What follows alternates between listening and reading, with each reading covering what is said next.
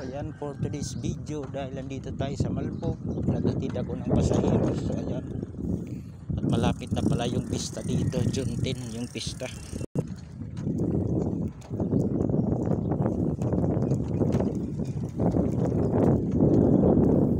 So ayan, nakasalubong natin yung mamimista papuntang Kapangihan. So ayan, grabe talaga yung init ngayon mga lodi. Ayan, shoutout pala sa mga kababayan natin dyan na OFW, ay yung nasa Maynila. Mag-ingat-ingat din dahil mainit yung panahon ngayon. Sobrang init mga lodi. Ayan, papuntang Kapangihan yung namimista.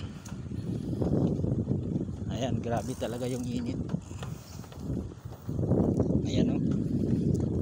Ayan, ito pala yung barangay hall ng Malpog, close sa Leyte, barangay Malpog. At ito pala yung basketball court ng Balbo. Ayan, basketball court. Ayan, maganda rin naman pala tumira dito dahil maraming mga punong kahoy. At ayan, sariwa pa yung hangin. Ayan o, sariwa yung hangin dito. May mga punong kahoy pero mainit din. May mista o, may mista dito.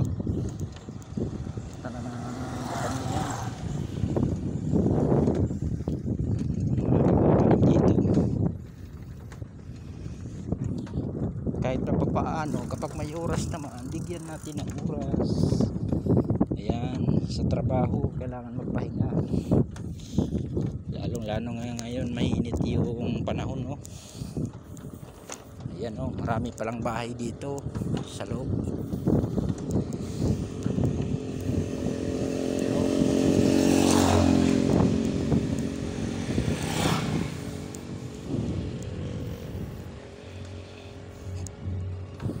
Grabe yung init ngayon mga lodi.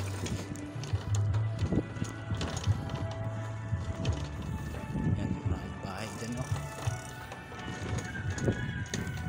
Nung una pailan-ilan lang yung bahay dito. Ito pala yung paralan ng grade 12 high school. Yan, high school.